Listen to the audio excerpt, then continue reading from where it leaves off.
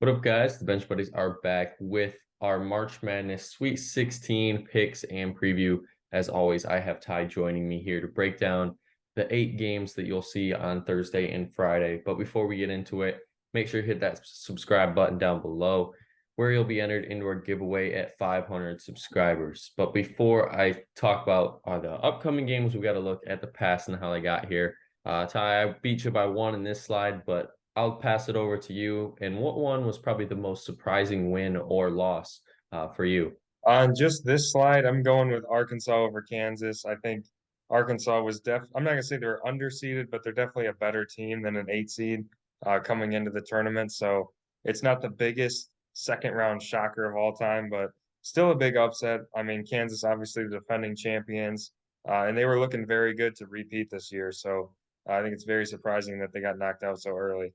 Yeah, and I got to go with Duke in this one just because of how hot they were coming into the tournament, how good they looked in the first game. And then they kind of laid an egg to a Tennessee team where, their storyline's been they've been injured, biggest question mark around them.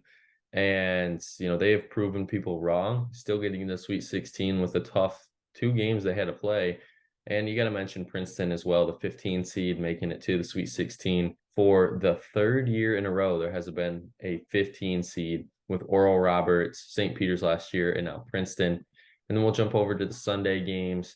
And, same question applies here. I guess I'll just keep going. I think for me, it was Pitt was the most surprising for me, just because, the first 4 teams always, it feels like one of them is making it to the Sweet 16. And this is the year where none of them have. And then I got to mention Creighton as well because I picked them.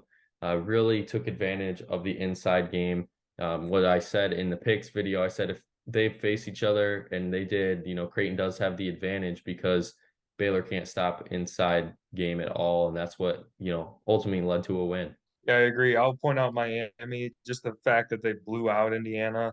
Miami's been banged up coming into the tournament, and Indiana's a team that can play with anybody in the country, really.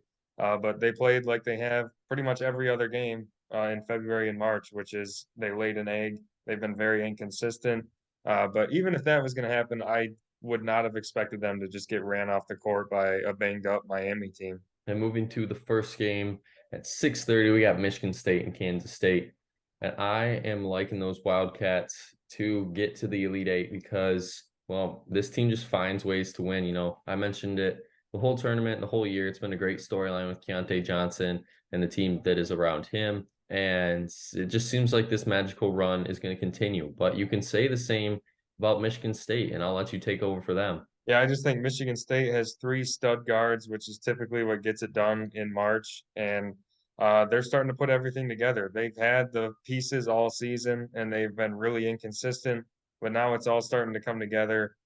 Kansas State has been a really good story this year, but it's a team who's been like America's sweetheart almost this year, a crazy story against, a team that's been there many, many times in Michigan State. So I'm going with the experience program here. And then while that one's still going on, probably at halftime, you can tune in to view this one. You got Arkansas and UConn, and we're both going a different way here. I like the Huskies because this team at a 4 seed, I think, was underseeded. They did struggle once the new year began after they started 14-0, and then I think went 7-8 at one point or 7-6 at one point, but they've really turned it around in March when it matters most. And I think they're going to keep that momentum rolling for representing the Big East. Yeah, I just think Arkansas poses a bad matchup in this game for UConn. I mean, both of these teams you could say are better than what they're seeded. But I think Arkansas is really hot right now. If they can limit Sonogo enough, which I think they will, I don't think UConn's going to quite be able to keep up with them, and I think they'll pull the upset. And then at 9, you have probably one of the more, favorable games for a team with the Tennessee Volunteers going against the Owls. But you can't discredit the Owls going 33-3 to this point so far this year. No one really saw this team coming in as a big mid-major threat, but here they are in the Sweet 16. Not only, getting here, I guess you could say on an easy path because they had to play the 16 seed, but they beat a good Memphis team to even get to that round of 32 game, who, just what was it? I think 5 days before beat the number 1 team in the country. So that's a big win. And it proves to me that I think this game is going to be close down to the wire. I think Tennessee's going to win and keep, their improbable run after the Zakai Ziegler injury alive. Yeah, I agree. You got to be feeling really good if you're a Tennessee fan. Pretty much all of America thought they would get bounced by Duke after that Zakai Ziegler injury, like you said. And obviously, Duke was one of the hottest teams in the country, but now they have a golden opportunity to get to the Elite Eight and a very good chance to get to the Final Four. So I think they will get through this game. I think the defense will be the difference, and they'll have a shot to make an improbable Final Four. And for the last game of Thursday is probably the best one you'll see with Gonzaga and UCLA. And you get a Final Four rematch of just a few years ago where Suggs hit that improbable shot to send them to the championship. And I'm rolling with a guy that's been in a familiar game for the last few years with Drew Timme. And, this is the year where he, I think, can take Gonzaga all the way. I'm not picking him to win it all, but it seems like it's kind of lining up for Gonzaga. And, if they win this one, they get the winner of that UConn and Arkansas game. It's a very favorable matchup for both of these teams, really. And I think whoever can win this one will move on to the Final Four, and I'm going to go with the Zags. I think this is a true coin flip almost, but I'm going with UCLA. This team just feels different this year compared to the past two teams who made runs. I think this team, uh, they've had heartbreak the last 2 years. Obviously, you said the Jalen Suggs shot last year coming up just short to North Carolina when it looked like UCLA could make a run. So I think this year they have redemption on their minds. They have a lot of guys back. I think they'll get it done against Gonzaga. Moving over to the Friday games, we have San Diego State and Alabama. And this is a consensus easy pick, I think you can say, but it's March Madness and you never know. But Brandon Miller and company for Alabama. I mean, the first game he didn't even score a point, and they still blew out Texas A&M. And they get Bama, and then Bama just Bama. I guess the basketball school now, as a lot of people are saying, they prove that they can hang when it matters most. And I like them moving on here to an Elite Eight.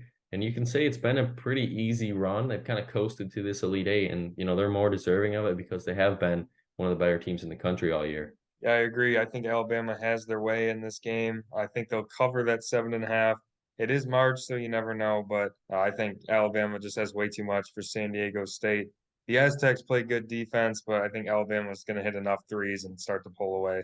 And then you have Miami and Houston in a game that I think could really go either way, depending on what Houston and what Miami team we're going to get. If they're both super competitive and play well, then I think you got to go with Houston. And even if Houston slips up a little bit and Miami's on the top of their game, I still got to lean Houston. But if it's just a really bad performance from either way, I don't see either team making this one close because both of these teams have that killer instinct to instantly go on a 10-0 run and start to put you away really quick. And I think Houston will do that in the second half. They'll start pulling away. I'm calling around the 10-minute mark. Sasser, he is getting healthier every day. Obviously the first game he looked hurt, played the second game, and now he's got a week off to, recover. And I think this is a great matchup for him to dominate in. And I got to go with the Cougars. I think this will be a really fun game. I think it'll come down to the wire. That 7 seems like a lot. The way Houston kind of limped into the tournament down the stretch, and Miami obviously just blew out Indiana. So they're playing really well right now.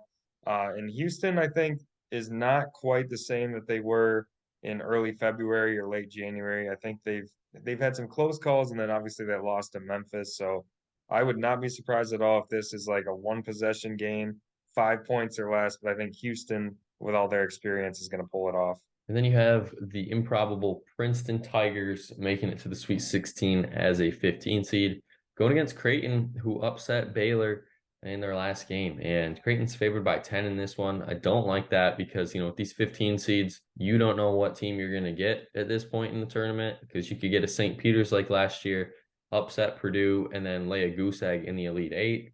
Or, Princeton could lay a goose egg here and get blown out to Creighton. I'm going to go with Creighton here. I'm not going to take any spread or over under in this game. I think that's too risky just because of how much concern there is for both sides and how they're going to play this one. But Kalkbrenner, as long as he has a decent game, I think Creighton's going to pull away at the end. I will say Princeton is not a pushover. I know they're a 15 seed, but they dominated Missouri in that second round game. They ran them off the court. and obviously beat a very good Arizona team as well. This Creighton team is just different right now. They're playing as well as anyone in the country.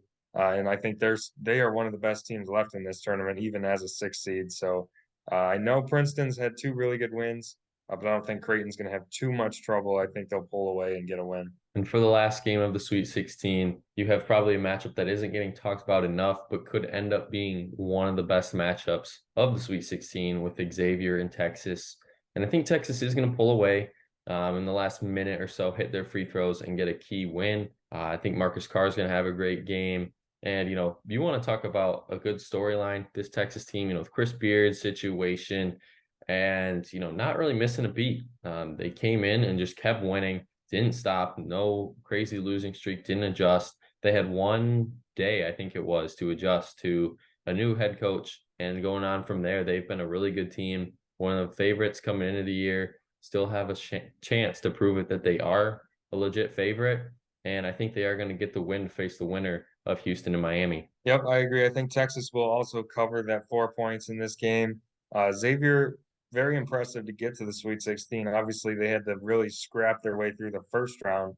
So I think just getting here is an accomplishment, especially with their injuries that they've been dealing with. But I think Texas is another team playing as well as anyone in the country, and I think they'll get the win here. And I wouldn't be surprised if they get to the Final Four as well. And that's going to be it for the video today. Make sure you guys come back later this weekend to see our Elite 8 picks and who we have making a trip to the Final Four. But as always, the Bench Buddies are out.